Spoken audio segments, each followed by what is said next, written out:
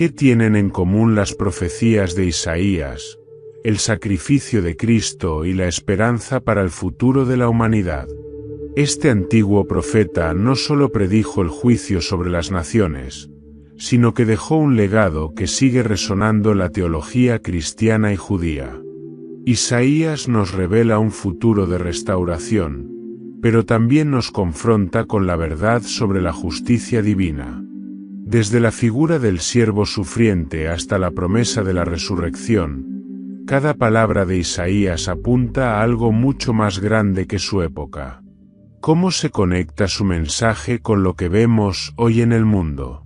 Quédate hasta el final para descubrir cómo Isaías sigue siendo una voz crucial para el mundo moderno.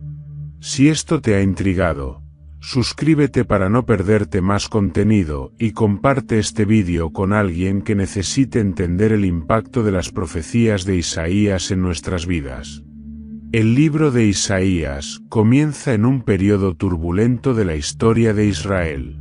Isaías, el profeta cuyo nombre significa Yahvé es salvación, emerge como una figura central en medio de una nación dividida y espiritualmente decadente. Su ministerio no solo abarca uno de los periodos más convulsos de Judá, sino que también ofrece vislumbres de esperanza que trascienden su tiempo. Isaías vivió y profetizó durante los reinados de 4 reyes de Judá: Uzías, Jotam, Acaz y Ezequías.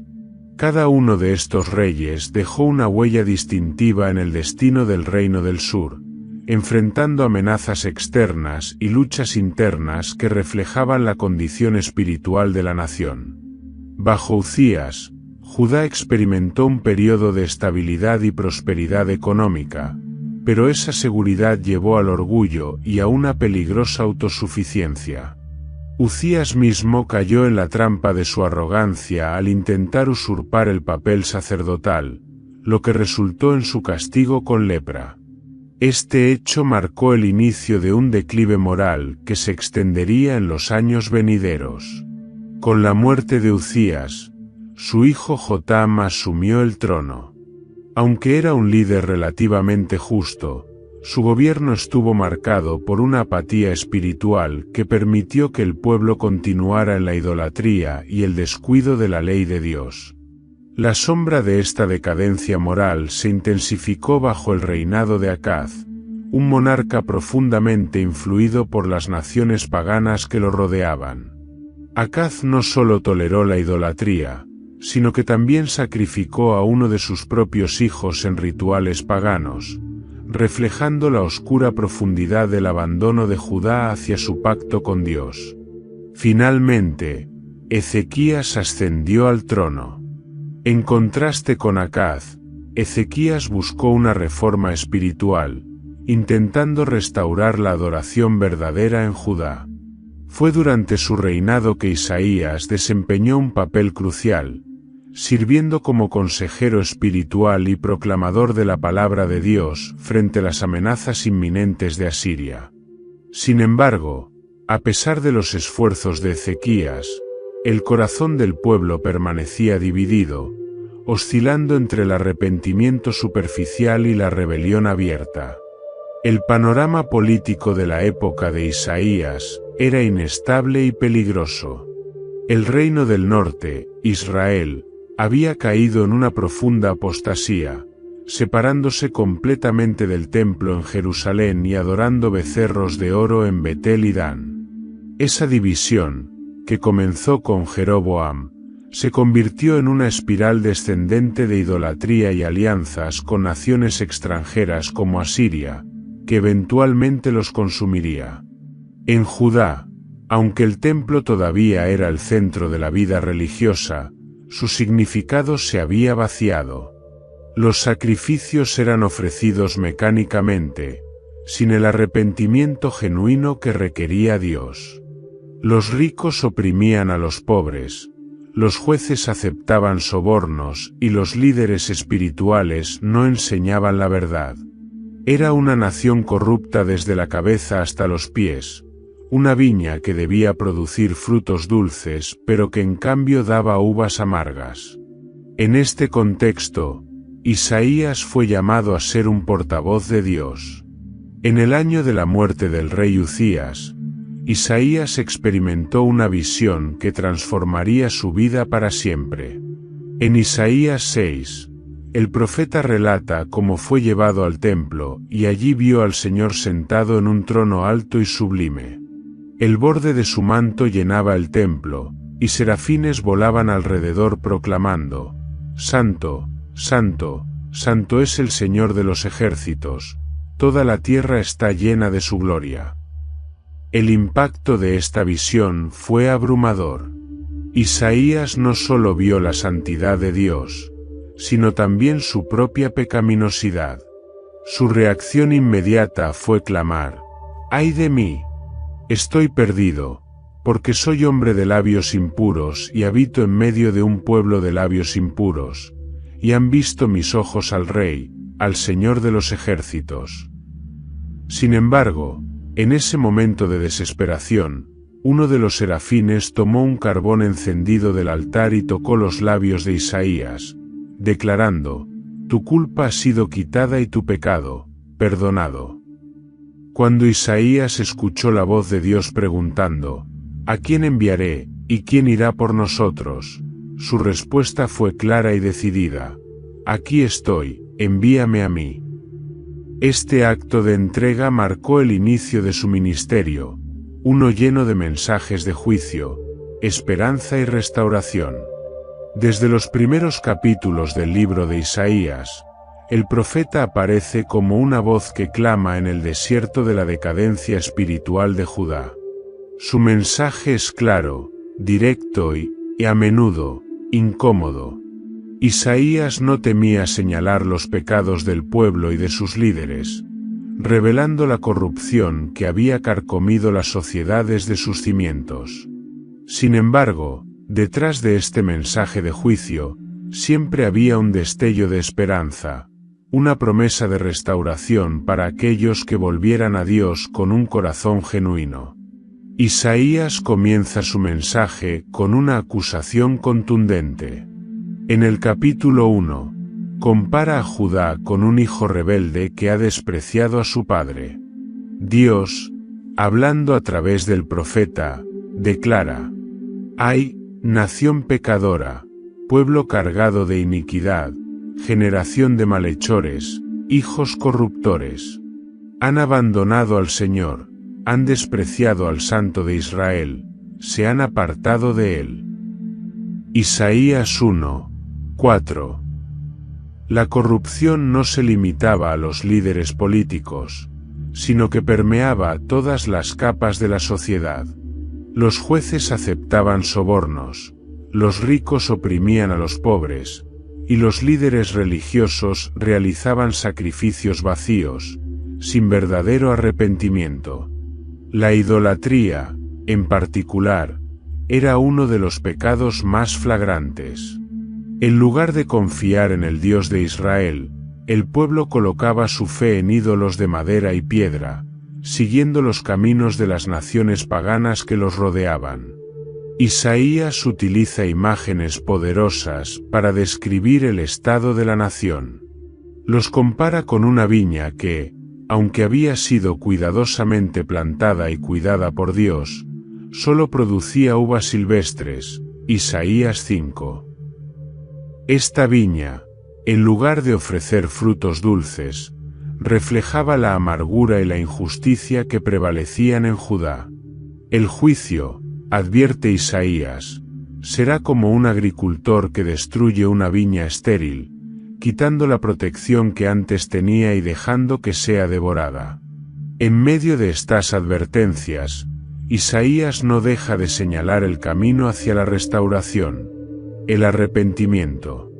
En Isaías 1:18-19, el Señor extiende una invitación extraordinaria. Venid ahora, y razonemos juntos, dice el Señor. Aunque vuestros pecados sean como la grana, como la nieve serán emblanquecidos, aunque sean rojos como el carmesí, como blanca lana quedarán. Si queréis y obedecéis, comeréis de lo mejor de la tierra. El arrepentimiento, para Isaías, no era solo un acto de palabras, sino un cambio completo de corazón y de conducta. La justicia y la rectitud no eran simples ideales abstractos, eran la evidencia de una relación genuina con Dios. Isaías clama por una sociedad donde los oprimidos sean defendidos, donde los pobres sean tratados con dignidad y donde la justicia prevalezca sobre la avaricia y el egoísmo. El profeta denuncia con fuerza las ofrendas hipócritas y las ceremonias vacías. No me traigáis más ofrendas vanas. El incienso me es abominación. Las lunas nuevas y los días de reposo, el convocar asambleas, no soporto iniquidad y asamblea solemne.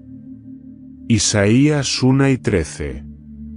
Dios no se complacía en rituales sin sentido, lo que buscaba era un pueblo que lo adorara en espíritu y en verdad, reflejando su carácter en sus acciones diarias. Una característica fascinante del mensaje de Isaías es su dualidad. Aunque el juicio es inminente y severo, siempre hay una promesa de esperanza para el remanente fiel. Isaías prevé un futuro en el que Dios purificará a su pueblo, eliminando a los opresores y restaurando a Jerusalén como una ciudad de justicia. En Isaías 2, el profeta describe un tiempo futuro en el que todas las naciones vendrán a Jerusalén para buscar al Señor. Dice: acontecerá en lo postrero de los tiempos que será confirmado el monte de la casa del Señor como cabeza de los montes, y será exaltado sobre los collados, y correrán a él todas las naciones. Isaías 2:2. En esta visión, Isaías introduce una esperanza universal que no se limita solo a Israel, sino que incluye a todas las naciones bajo el gobierno de Dios. Sin embargo, esa esperanza no puede realizarse sin una purificación previa. Isaías advierte que el día del Señor será un tiempo de juicio en el que la arrogancia del hombre será abatida, y solo Dios será exaltado. Isaías 2:11-12. Esta tensión entre juicio y redención se encuentra en todo el libro, destacando el carácter de Dios como justo y misericordioso. Isaías es conocido por ser el profeta que señaló con mayor claridad al Mesías, el Salvador prometido que traería redención no solo para Israel, sino para toda la humanidad. Entre estas profecías, destacan las que se refieren al rey Emanuel, un mensaje que surge en un contexto de crisis nacional, y a la vez, contiene una revelación eterna de esperanza divina.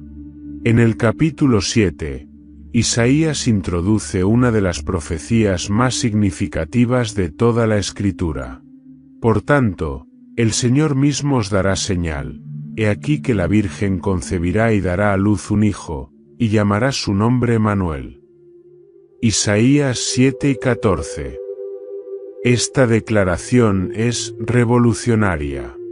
La promesa de un hijo nacido de una virgen, llamado Emanuel, que significa Dios con nosotros, lleva un peso que trasciende el momento histórico en el que fue pronunciada. Más adelante, en Isaías 9, el profeta profundiza en la identidad de este niño. Porque un niño nos es nacido, hijo nos es dado, y el principado sobre su hombro, y se llamará su nombre admirable, consejero, Dios fuerte, Padre eterno, príncipe de paz. Isaías 9:6. Aquí, Isaías describe una figura divina y eterna que gobernará con justicia y paz perpetua. Estas palabras se han convertido en un pilar fundamental en la comprensión mesiánica, tanto para los judíos como para los cristianos. La profecía de Isaías 7:14 fue entregada en un momento de gran incertidumbre para Judá. El rey Acaz enfrentaba una amenaza inminente, una coalición formada por el reino del norte, Israel, y el reino de Siria planeaba invadir Judá. Acaz, conocido por su falta de fe, estaba considerando una alianza con el poderoso imperio asirio, algo que Isaías condenó rotundamente. En este contexto, Dios envió a Isaías para entregar un mensaje al rey. El profeta instó a Acaz a confiar en el Señor y no en alianzas políticas. Como prueba de la fidelidad de Dios, Isaías ofreció una señal: el nacimiento de un niño llamado Emanuel. Este niño sería una garantía de que Judá sería preservada y que los planes de sus enemigos serían frustrados. Sin embargo, Acaz rechazó el consejo de Isaías. En lugar de confiar en Dios, optó por someterse a Asiria, lo que llevó a una mayor opresión para Judá en los años venideros. Esta desobediencia subrayó la necesidad de un líder que realmente confiara en el Señor, una figura que Isaías anticipaba en sus profecías. La profecía de Emanuel tiene una interpretación dual que la hace única. En su contexto inmediato, el niño mencionado en Isaías 7 y 14 probablemente se refería a un nacimiento cercano en el tiempo de Isaías, como el de su propio hijo o el de un heredero real, que simbolizaría la presencia de Dios con su pueblo. Este cumplimiento histórico era un recordatorio tangible de que Dios estaba al control, incluso en medio de las amenazas externas. Sin embargo, los términos extraordinarios de la profecía trascienden cualquier cumplimiento histórico. La mención de una virgen que da a luz, combinada con los títulos divinos atribuidos al niño en Isaías 9, 6, apunta claramente a un futuro cumplimiento mesiánico. Este doble significado se ve plenamente realizado en la figura de Jesucristo, como lo interpreta el Evangelio de Mateo. Todo esto aconteció para que se cumpliese lo dicho por el Señor por medio del profeta, cuando dijo: «He aquí, una virgen concebirá y dará a luz un hijo, y llamarán su nombre Emanuel», que traducido es, Dios con nosotros. Mateo 1, 22-23. Jesús encarnó no solo la esperanza de Judá en tiempos de crisis, sino la esperanza eterna de toda la humanidad. Él es el Dios con nosotros que vino a habitar entre nosotros y traer salvación. La promesa de Emanuel resuena a través de los siglos porque encapsula la esencia misma de la redención. Dios no abandona a su pueblo. En lugar de dejarnos perecer en medio de nuestros problemas, Él interviene personalmente, entrando en nuestra historia para restaurar lo que está roto. La vida de Jesús y su sacrificio final en la cruz son el cumplimiento perfecto de esta verdad. La invasión del rey Senaquerib de Asiria representó una de las mayores amenazas que Judá enfrentó durante el ministerio de Isaías. Este episodio no solo puso a prueba el liderazgo del rey Ezequías, sino también la fe del pueblo en Dios. A través de todo esto, Isaías desempeñó un papel fundamental, recordándole a Judá que la salvación no proviene de alianzas políticas ni de la fuerza militar, sino de una confianza absoluta en el poder del Señor. Asiria era, en ese momento, el imperio más temido del mundo antiguo. Bajo el liderazgo de Senaquerib, el ejército asirio era prácticamente invencible, y su reputación de brutalidad sembraba el terror en todas las naciones que intentaban resistir su avance. Después de someter al reino del norte, Israel, los asirios pusieron su mirada en Judá. Senaquerib conquistó varias ciudades fortificadas, dejando a Jerusalén como el último bastión. En medio de esta crisis, el profeta Isaías se convirtió en el consejero espiritual del rey Ezequías. Aunque la tentación de buscar ayuda militar de Egipto o incluso de someterse a Asiria era grande, Isaías reiteró el mensaje de confianza total en el Señor. Él declaró que los planes de Senaquerib no prevalecerían, porque Dios había prometido proteger a Jerusalén. Así dice el Señor acerca del rey de Asiria: no entrará en esta ciudad, ni lanzará saeta en ella, no vendrá contra ella con escudo, ni levantará contra ella baluarte. Por el camino que vino, por él volverá, y no entrará en esta ciudad, dice el Señor. Isaías 37, 33-34. A diferencia de su padre, el impío rey Acaz, Ezequías era un hombre de fe que buscaba honrar a Dios en su reinado. Sin embargo, enfrentado a la amenaza inminente de Asiria, incluso le experimentó momentos de temor y duda. Sennacherib no solo sitió Jerusalén, sino que también envió emisarios para intimidar al pueblo y socavar su confianza en Dios. Con palabras arrogantes, el mensajero del rey asirio, Rabsaces, desafió directamente al Señor, afirmando que ningún dios de ninguna nación había podido detener a Asiria y que Judá no sería diferente. Ante esta situación, Ezequías hizo lo que cualquier líder piadoso debía hacer: llevó sus temores y su necesidad ante el Señor. Subió al templo y extendió delante de Dios la carta de amenazas de Sennacherib, orando con fervor. Señor de los ejércitos, Dios de Israel, que estás sentado sobre los querubines, solo tú eres Dios de todos los reinos de la tierra, tú hiciste los cielos y la tierra. Inclina, Señor, tu oído, y escucha. Abre, Señor, tus ojos, y mira. Oye todas las palabras de Sennacherib, que ha enviado para afrentar al Dios vivo. Isaías 37, 16-17. Isaías respondió a esta oración con un mensaje contundente. Dios había escuchado el clamor de Ezequías y había tomado las palabras blasfemas de Sennacherib como un ataque personal. Por lo tanto, el Señor mismo actuaría en defensa de Jerusalén. Lo que siguió fue uno de los actos más extraordinarios de intervención divina registrados en la Biblia. Mientras el ejército asirio acampaba alrededor de Jerusalén, listos para lanzar un ataque definitivo, Dios envió a su ángel, quien destruyó a 185,000 soldados en una sola noche. Isaías 37, 36. Al amanecer, los pocos sobrevivientes se despertaron para encontrar un campamento lleno de cadáveres. Sennacherib, humillado y derrotado, abandonó su campaña contra Jerusalén y regresó a Nínive, donde finalmente fue asesinado por sus propios hijos. Este evento no solo aseguró la protección de Jerusalén, sino que también sirvió como un testimonio del poder soberano de Dios sobre las naciones y los ejércitos más temibles de la tierra. La derrota de los asirios marcó un momento decisivo en la historia de Judá.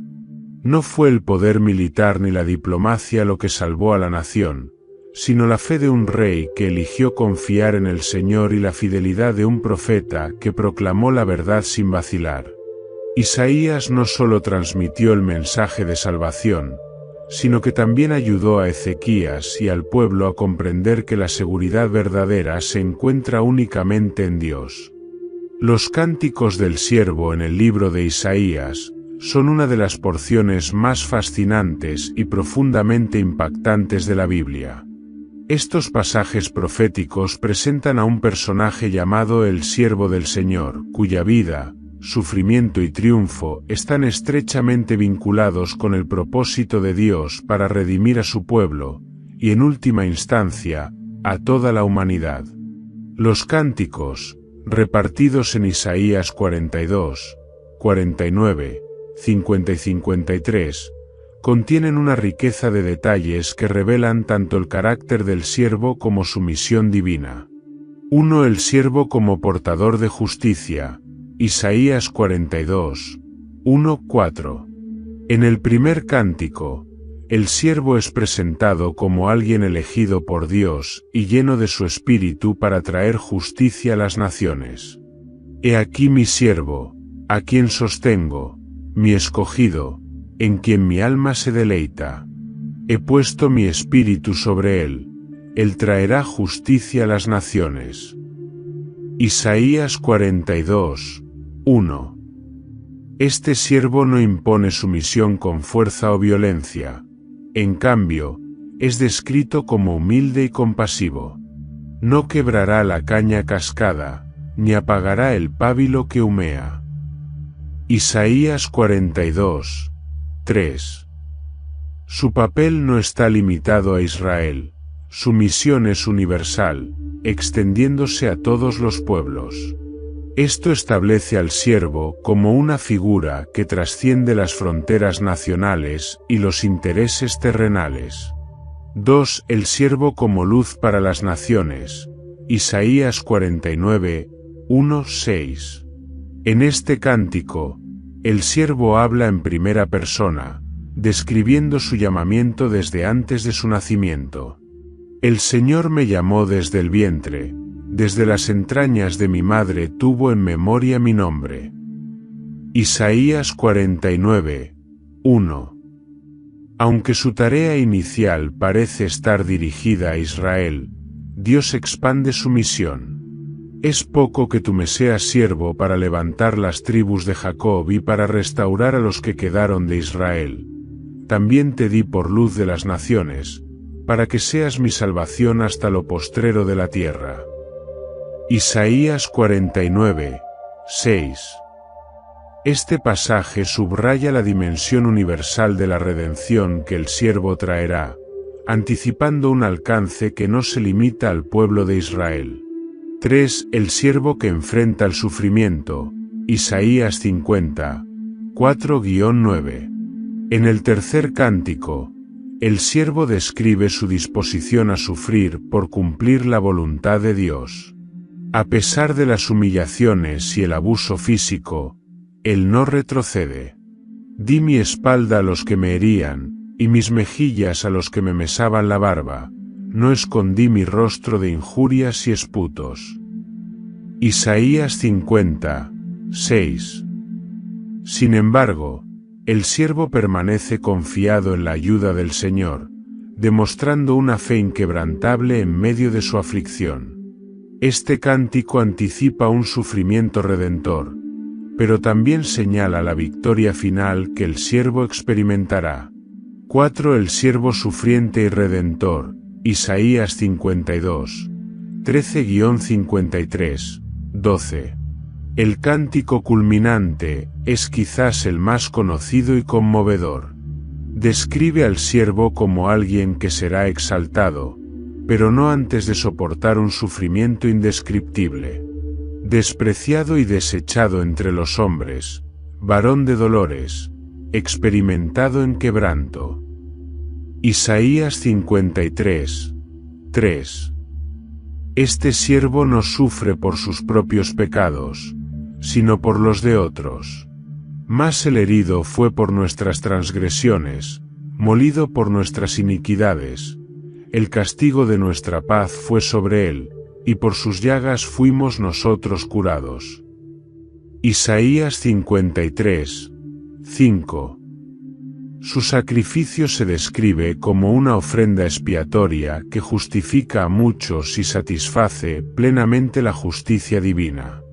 El justo, mi siervo, justificará a muchos, y llevará las iniquidades de ellos. Isaías 53, 11. La identidad del siervo ha sido objeto de debate durante siglos. Algunas interpretaciones históricas lo ven como una representación de Israel, el pueblo de Dios que sufre en el exilio pero que será restaurado para cumplir su propósito divino. Otros lo identifican con el profeta Isaías o con un líder específico de la época. Sin embargo, las interpretaciones mesiánicas son las que más profundamente han resonado a lo largo de la historia. En el Nuevo Testamento, se reconoce a Jesús como el cumplimiento pleno de estas profecías. Mateo, Marcos, Lucas y Juan citan ampliamente los cánticos del siervo en relación con la vida, el ministerio y la crucifixión de Cristo. La descripción del siervo, como alguien que lleva los pecados del mundo, encaja perfectamente con la misión redentora de Jesús. El siervo sufriente de Isaías 53 se erige como una figura central en la redención de la humanidad. Su sacrificio no solo satisface la justicia divina, sino que también demuestra el amor incondicional de Dios. Él no es un líder que gobierna por fuerza, sino un Salvador que da su vida para rescatar a los perdidos. El impacto de este mensaje es universal y eterno. Nos recuerda que el sufrimiento no siempre es un signo de derrota, sino que puede ser un medio de salvación. En Jesús, el siervo sufriente, encontramos la promesa de sanidad, restauración y reconciliación con Dios. En los capítulos 60 al 62 de Isaías, el profeta presenta una visión de restauración y esperanza para Israel que se extiende a todas las naciones. Estos pasajes son un himno a la redención futura, donde Sión, representando a Jerusalén, se convierte en el centro del propósito de Dios para la humanidad. Este cuadro poético de gloria y luz no solo apunta al futuro inmediato de Israel después del exilio, sino que también conecta con el cumplimiento final en la Nueva Jerusalén descrita en el Apocalipsis. Isaías 60 comienza con un llamado poderoso que resuena a través de los siglos. Levántate, resplandece, porque ha llegado tu luz, y la gloria del Señor ha nacido sobre ti. Isaías 60, 1. La profecía describe un tiempo en el que Israel será restaurado no solo como una nación redimida, sino como un faro de luz para el mundo. En contraste con la oscuridad que cubre las naciones, la gloria de Dios iluminará a Sión, atrayendo a los pueblos y sus reyes hacia su esplendor. Isaías 60, 2-3. El regreso de los exiliados es presentado con imágenes vibrantes de multitudes que llegan con ofrendas y riquezas de todas partes del mundo. Los barcos de Tarsis traen tesoros, y los pueblos del desierto contribuyen con oro e incienso. Este flujo de recursos no es simplemente una restauración material. Simboliza el reconocimiento universal de la soberanía de Dios y la centralidad de su pueblo en su plan redentor. Isaías 61 amplía esta visión, comenzando con palabras que Jesús mismo cita en el Evangelio de Lucas para anunciar el inicio de su ministerio. El Espíritu del Señor está sobre mí, porque me ha ungido el Señor. Me ha enviado a predicar buenas nuevas a los abatidos, a vendar a los quebrantados de corazón, a proclamar libertad a los cautivos y apertura de la cárcel a los presos. Isaías 61, 1. Este pasaje destaca no solo la restauración física de Israel, sino también la liberación espiritual que Dios promete a través de su siervo. Los quebrantados serán sanados, los cautivos liberados, y el pueblo de Dios recibirá doble honra en lugar de su vergüenza. Isaías 61, 7. La visión de Isaías es profundamente poética, llena de imágenes de transformación y esplendor. Sión, que había sido devastada por el pecado y el juicio, es descrita como una ciudad gloriosa y vibrante. Los muros de Jerusalén serán reconstruidos con piedras preciosas, sus puertas estarán abiertas constantemente para recibir a las naciones, y su luz nunca se apagará porque Dios mismo será su resplandor eterno. Isaías 60, 19-20. Este futuro glorioso no se limita a la restauración de la ciudad. Isaías describe una tierra renovada donde se elimina la violencia, la opresión y el sufrimiento. El pueblo de Dios será conocido como los sacerdotes del Señor y ministros de nuestro Dios. Isaías 61, 6. Un recordatorio de su papel como intermediarios entre Dios y las naciones. En Isaías 62, El profeta usa la metáfora de un matrimonio para expresar la relación de Dios con su pueblo. Sión ya no será llamada desamparada, sino mi deleite está en ella, y la tierra será conocida como esposa, reflejando la intimidad y la fidelidad del pacto restaurado. Isaías 62, 4-5. Las visiones de Isaías encuentran su eco en la descripción de la Nueva Jerusalén en el Apocalipsis. Al igual que en Isaías 60, la ciudad celestial en Apocalipsis 21 es iluminada por la gloria de Dios. La ciudad no tiene necesidad de sol ni de luna que brillen en ella, porque la gloria de Dios la ilumina, y el Cordero es su lumbrera. Apocalipsis 9:23. La Nueva Jerusalén, como Sión en Isaías, se convierte en el centro del propósito de Dios para la humanidad. Es un lugar donde no habrá más llanto ni dolor, donde las naciones traerán su gloria y donde el pueblo de Dios vivirá en comunión perfecta con Él. Además, Isaías 61, 3, que habla de la corona de belleza en lugar de ceniza para los que están afligidos, se refleja en Apocalipsis 22, 3, donde se describe a los redimidos sirviendo a Dios con gozo eterno en un mundo donde ya no hay maldición. Estas conexiones muestran que las promesas de Isaías no solo se aplican a la restauración histórica de Israel, sino que apuntan al cumplimiento final de la redención en el reino eterno de Dios. En los capítulos 24 al 27, Isaías abandona el enfoque local y temporal para sumergirse en una visión apocalíptica de proporciones universales. Estas profecías no solo describen el juicio venidero sobre las naciones, sino que también ofrecen un destello de esperanza a través de la promesa de la redención final y la resurrección. Isaías, en estos capítulos, prefigura con claridad las imágenes y temas que más tarde serían desarrollados en el Apocalipsis de Juan. El capítulo 24 de Isaías, conocido como el Apocalipsis de Isaías, describe un juicio catastrófico que afectará a toda la tierra. El lenguaje es gráfico y poderoso. He aquí que el Señor vacía la tierra, la arrasa, trastorna su faz y dispersa sus habitantes. Isaías 24, 1. No hay distinción entre ricos y pobres, poderosos y humildes, todos enfrentarán las consecuencias del pecado humano. La tierra misma es descrita como contaminada por la transgresión y la violación de los mandamientos de Dios. Isaías 24, 5-6. Este juicio es universal, mostrando que la corrupción del pecado no se limita a una nación, sino que afecta a toda la creación. Sin embargo, el capítulo 25 introduce un cambio de tono. En medio del juicio, Isaías ofrece una visión de esperanza.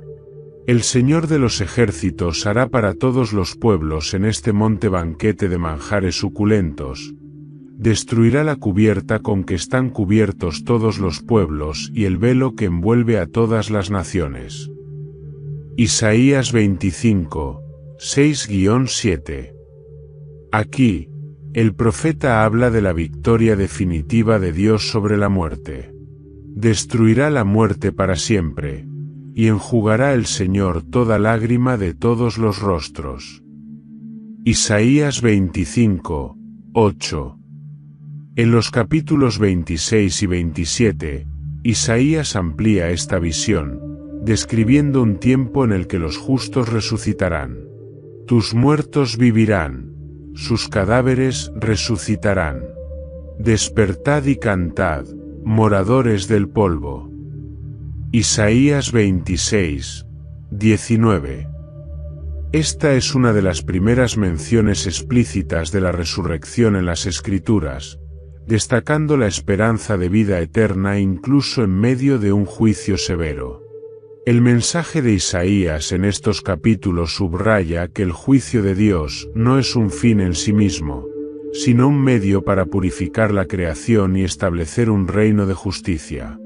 La imagen de la tierra siendo sacudida y despojada simboliza el fin de las estructuras corruptas del mundo, preparando el camino para el establecimiento del gobierno perfecto de Dios. El tema de la resurrección en Isaías 26:19 es particularmente notable. Aunque el pueblo de Dios puede enfrentar el sufrimiento y la muerte, hay una promesa de redención que trasciende esta vida. Este mensaje resuena con el corazón del Evangelio cristiano, donde la victoria sobre la muerte es central en la obra de Cristo. Isaías 27 continúa con la promesa de restauración, utilizando la metáfora de una viña que será cuidada y protegida por Dios. En aquel día, el Señor castigará con su espada dura, grande y fuerte al Leviatán, serpiente huidiza, y matará al dragón que está en el mar. Isaías 27:1. El Leviatán simboliza las fuerzas caóticas del mal que serán derrotadas en el juicio final, preparando el terreno para un mundo renovado. Las imágenes de Isaías en estos capítulos encuentran un eco significativo en el Apocalipsis de Juan. Ambos textos comparten temas de juicio universal, la derrota de las fuerzas del mal y la esperanza de un reino eterno. Por ejemplo, Isaías 25:8, que habla de la destrucción de la muerte, es citado directamente en Apocalipsis 21:4. Enjugará Dios toda lágrima de los ojos de ellos, y ya no habrá muerte, ni habrá más llanto, ni clamor, ni dolor. Asimismo, la imagen del Leviatán en Isaías 27:1 prefigura la derrota del dragón, Satanás, en Apocalipsis 8 y 10. Ambas visiones culminan en la proclamación de un mundo renovado, donde Dios habitará con su pueblo para siempre. La descripción de la Nueva Jerusalén en Apocalipsis también refleja las promesas de Isaías sobre Sión. En ambos textos, las naciones son atraídas a la luz de Dios, y la justicia prevalece eternamente. Estas conexiones subrayan la unidad del mensaje bíblico y la coherencia de los planes de Dios desde la antigüedad hasta la consumación final. El libro de Isaías es una de las obras más complejas y ricas de la Biblia, no solo por la profundidad de su mensaje, sino también por las preguntas que plantea sobre su autoría. Aunque tradicionalmente se ha atribuido a un solo autor, el profeta Isaías hijo de Amoz, muchos estudiosos modernos sugieren que el libro fue compuesto en 3 secciones distintas por diferentes autores en diferentes épocas. Este debate, que ha fascinado a teólogos e historiadores por siglos, gira en torno a la estructura del texto y las evidencias internas y externas que respaldan las distintas teorías. El libro de Isaías puede dividirse en 3 secciones principales, cada una con un enfoque y un contexto históricos aparentemente diferentes. 1. Primera sección, capítulos 1 a 39. Esta parte es ampliamente aceptada como el trabajo del profeta Isaías, quien vivió en el siglo VIII a.C. durante los reinados de Uzías, Jotam, Acaz y Ezequías en Judá. Los capítulos contienen mensajes de juicio contra Judá, Israel y las naciones vecinas, así como advertencias sobre la invasión asiria. 2. Segunda sección, capítulos 40 a 55. A menudo llamada Deutero-Isaías o Segundo Isaías, esta sección parece estar dirigida a los exiliados en Babilonia, casi 2 siglos después del tiempo de Isaías. Contiene palabras de consuelo y esperanza, incluyendo profecías sobre la liberación del pueblo de Dios a través del rey persa Ciro. 3. Tercera sección, capítulos 56 a 66. Conocida como Trito Isaías o Tercer Isaías, esta parte se centra en el periodo posterior al exilio, cuando los judíos regresaron a Jerusalén y enfrentaron el desafío de reconstruir su ciudad y su fe. Este bloque enfatiza la restauración de Sión y el juicio final de Dios sobre las naciones. El debate sobre la autoría múltiple de Isaías se basa en varios factores. 1. Estilo y vocabulario. Las diferencias en el lenguaje y el tono entre las tres secciones han llevado a los estudiosos a sugerir autores diferentes. Por ejemplo, los capítulos 1 a 39 tienen un estilo más directo y lleno de advertencias, mientras que los capítulos 40 a 55 son más poéticos y consoladores. 2. Contexto histórico. La primera sección se ajusta al contexto del siglo VIII a.C., cuando Asiria era la principal amenaza para Judá. Sin embargo, la segunda sección menciona explícitamente a Ciro, el rey persa que liberó a los judíos del exilio en Babilonia. Isaías 44, 28, 45, 1. Esto sugiere que fue escrita mucho después del tiempo de Isaías. 3. Unidad teológica. Aunque hay diferencias en el enfoque, las tres secciones comparten temas clave, como la santidad de Dios, su soberanía sobre las naciones y su plan para redimir a Israel y a toda la humanidad. Esto ha llevado a algunos a argumentar que, independientemente de cuántos autores hayan contribuido, el libro tiene una unidad teológica que refleja la inspiración divina. 4. Testimonios históricos y religiosos. La tradición judía y cristiana ha sostenido históricamente que Isaías fue el único autor del libro, basándose en referencias dentro de la Biblia misma. Por ejemplo, el Nuevo Testamento cita indistintamente pasajes de las tres secciones atribuyéndolos al profeta Isaías. Mateo 3, 3, Lucas 4, 17-21, Juan 12, 38-41. A pesar de las diferencias estilísticas e históricas, el mensaje de Isaías es notablemente coherente. Desde el juicio contra las naciones hasta la esperanza de la restauración y el establecimiento del reino de Dios, el libro presenta una visión continua de la soberanía de Dios y su propósito redentor. Isaías 1 comienza con una acusación contra el pecado de Judá, mientras que Isaías 66 cierra con una visión de la nueva creación donde toda la humanidad adorará a Dios. Este arco narrativo refuerza la idea de que, más allá de la autoría humana, el libro de Isaías es un testimonio de la obra divina en la historia. La cuestión de la autoría múltiple no disminuye el impacto espiritual del libro. En cambio, destaca cómo Dios ha utilizado a diferentes voces y contextos a lo largo del tiempo para comunicar su plan eterno. Cada sección de Isaías añade una capa de profundidad al mensaje general, mostrando a un Dios que es justo, misericordioso y fiel a su pueblo.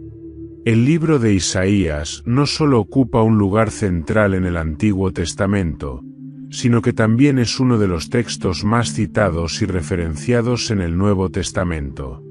Las profecías de Isaías fueron utilizadas por Jesús y los apóstoles para revelar y confirmar el cumplimiento del plan redentor de Dios en la persona de Cristo. A través de su contenido, Isaías actúa como un puente que conecta las promesas del Antiguo Testamento con su realización en el Nuevo Testamento.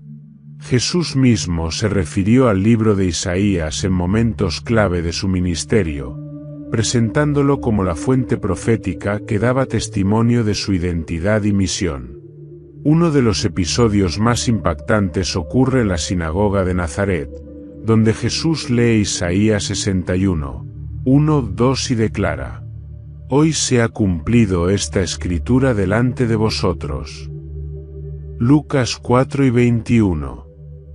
Al proclamar que había venido a liberar a los oprimidos, sanar a los quebrantados y anunciar el año agradable del Señor, Jesús deja claro que Él es el cumplimiento de la esperanza mesiánica expresada por Isaías.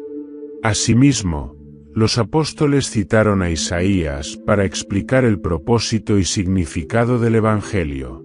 En Hechos 8, el evangelista Felipe utiliza Isaías 53 para predicar a Cristo al eunuco etíope. El pasaje, que describe al siervo sufriente llevando las iniquidades de otros, se convierte en la base para explicar el sacrificio de Jesús. El apóstol Pablo también se apoya en Isaías para enseñar sobre la justicia por la fe, citando Isaías 28, 16.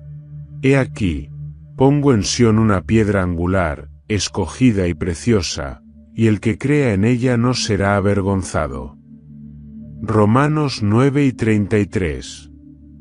Isaías 40, 3 es otra profecía significativa, utilizada por los evangelistas para describir el ministerio de Juan el Bautista. Voz del que clama en el desierto, preparad el camino del Señor, enderezad sus sendas. Mateo 3, 3, Marcos 1, 3, Lucas 3, 4, Juan 1 y 23. Este versículo establece la conexión entre el mensaje de arrepentimiento de Juan y la obra redentora de Cristo. De todas las profecías de Isaías, los cánticos del siervo sufriente en Isaías 52, 13-53, 12 son los que más directamente apuntan a la pasión de Cristo. Estos versículos describen con notable detalle el sufrimiento, la humillación y la muerte del siervo en lugar de otros, un sacrificio que resulta en la redención y justificación de muchos. El Nuevo Testamento aplica este pasaje directamente a Jesús. En Mateo 8 y 17, el evangelista escribe: para que se cumpliera lo dicho por el profeta Isaías, él mismo tomó nuestras enfermedades y llevó nuestras dolencias. El apóstol Pedro también hace referencia directa a Isaías 53 al hablar de la muerte de Jesús. Él mismo llevó nuestros pecados en su cuerpo sobre el madero, para que nosotros, habiendo muerto a los pecados, vivamos para la justicia, y por sus heridas fuisteis sanados. 1 Pedro 2 y 24. Isaías 53 describe a un hombre que fue despreciado y desechado entre los hombres, varón de dolores, Isaías 53, 3, que como cordero fue llevado al matadero, Isaías 53, 7, y que llevó el pecado de muchos, Isaías 53, 12. Este pasaje no solo prefigura la crucifixión de Cristo, sino que también explica su propósito redentor: expiar los pecados de la humanidad y reconciliarla con Dios. Isaías desempeña un papel único como conector entre las dos grandes secciones de la Biblia. En el Antiguo Testamento, presenta a un Dios santo y justo que promete redimir a su pueblo y establecer un reino eterno. En el Nuevo Testamento, estas promesas encuentran su cumplimiento en Jesús, quien es identificado como el Emanuel, Dios con nosotros, el siervo sufriente y el Rey que traerá justicia a las naciones. Además, Isaías aborda temas universales que se desarrollan plenamente en el Evangelio. Habla de la luz que iluminará a las naciones, Isaías 9, 2, un tema que resuena en Juan 8 y 12, donde Jesús se identifica como la luz del mundo. Isaías también proclama el futuro reinado de Dios sobre toda la creación, Isaías 65, 17-25, una visión que se refleja en la Nueva Jerusalén de Apocalipsis 21. Isaías no solo anuncia el plan de redención, sino que también prepara los corazones para recibirlo. Su mensaje de juicio y esperanza apunta a la necesidad de un Salvador, mientras que sus profecías detalladas sobre el Mesías confirman la obra y la identidad de Jesús como el cumplimiento de las Escrituras. Isaías es, sin duda, uno de los profetas más influyentes de la historia bíblica, cuyas palabras han resonado a lo largo de los siglos tanto en la tradición judía como cristiana. Sus visiones y profecías no solo reflejan el contexto de su tiempo, sino que también proyectan una perspectiva divina que se extiende mucho más allá de su propia era. A través de sus escritos, Isaías dejó un legado profundo que ha moldeado la teología, la esperanza y la comprensión de la humanidad sobre el carácter de Dios. En este capítulo, reflexionaremos sobre el impacto duradero de Isaías, su relevancia en el mundo moderno y su lugar como testigo de la soberanía divina. Isaías es fundamental tanto para la teología judía como para la cristiana. Para los judíos, Isaías es un profeta cuyo mensaje fue crucial para entender la relación entre Dios y su pueblo. A lo largo de los siglos, sus profecías de restauración, de la venida del Mesías y la esperanza de una nueva Jerusalén, han sido pilares de la esperanza nacional e individual. Los judíos han encontrado consuelo en Isaías, especialmente en sus visiones de la futura redención de Israel, a pesar de los tiempos de sufrimiento y exilio. Las enseñanzas de Isaías sobre la justicia de Dios y la necesidad de arrepentimiento han sido fundamentales para la ética y la espiritualidad judía. Por otro lado, el cristianismo encuentra en Isaías una fuente esencial para entender la misión y el sacrificio de Jesús. Las profecías del siervo sufriente en Isaías 53 son cruciales para comprender el sacrificio de Cristo como el cumplimiento de la promesa de redención para toda la humanidad.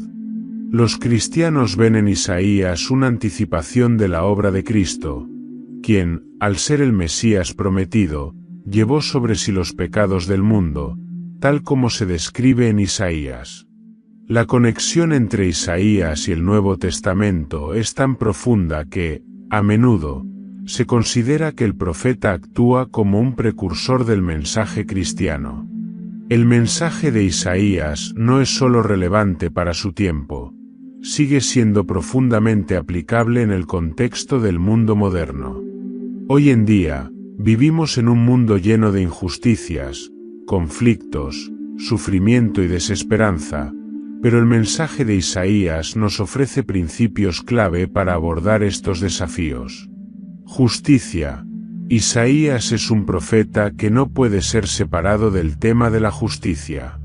Su llamado a la justicia social, la defensa de los oprimidos y la condena de la injusticia de los líderes y gobiernos sigue siendo un reto para nuestras sociedades actuales. Isaías denuncia el vacío de rituales religiosos sin justicia verdadera y la corrupción que gobierna las naciones. Isaías 1, 16-17. En un mundo donde la corrupción y la desigualdad siguen siendo prevalentes, las palabras de Isaías nos instan a vivir según un estándar más alto, buscando una justicia que no se quede solo en las palabras, sino que se refleje en las acciones hacia los demás, especialmente los más vulnerables. Esperanza. Isaías también es un profeta de esperanza. A pesar de las sombrías predicciones de juicio, siempre hay un resplandor de esperanza. Las promesas de restauración y la venida de un Redentor nos dan una esperanza que trasciende las circunstancias inmediatas. En tiempos de adversidad, el mundo moderno también necesita esa esperanza. Ya sea frente a conflictos globales, crisis económicas o luchas personales, la visión de Isaías de un futuro restaurado, donde Dios mismo estará con su pueblo y habrá paz en la creación, sigue siendo un faro de luz. Restauración. Isaías nos habla de la restauración, tanto a nivel nacional como personal. La promesa de que Dios restaurará a Sión, la ciudad santa, y traerá una nueva creación es un mensaje poderoso para cualquier comunidad que experimente la devastación. La restauración no solo se refiere al retorno a un estado anterior, sino a algo mucho más glorioso, que es la transformación completa de lo que ha sido dañado. Para los creyentes de hoy, Esto ofrece una imagen de un futuro en el que todo lo roto será restaurado y la paz de Dios reinará sobre todo. Isaías es, en su núcleo, un profeta de esperanza eterna. A través de su mensaje, Dios revela no solo el juicio necesario para la corrección de un pueblo que se ha apartado, sino también la restauración de todo lo que ha sido dañado. Su visión de un futuro donde la justicia, la paz y la presencia de Dios prevalecen sobre todo, es un testimonio poderoso de la soberanía divina. El legado de Isaías es más que una serie de advertencias sobre el pecado, es una invitación continua a confiar en la fidelidad de Dios, incluso en tiempos de desesperación. Isaías nos recuerda que, aunque las circunstancias actuales puedan ser sombrías, la soberanía de Dios es eterna y sus promesas son seguras. Al final, Isaías no solo fue un mensajero para su tiempo, sino un testigo de la grandeza de Dios y de su plan redentor. Hoy, su mensaje sigue vivo, llamándonos a vivir con justicia, esperanza y la firme convicción de que, como pueblo de Dios, estamos llamados a participar en la restauración del mundo bajo su gobierno perfecto. Este recorrido por el legado de Isaías nos muestra cómo su mensaje sigue siendo relevante hoy, brindándonos esperanza, justicia y la promesa de restauración. A través de sus profecías, no solo comprendemos el pasado, sino que también nos animamos a vivir con una fe renovada y una esperanza firme en las promesas de Dios para el futuro.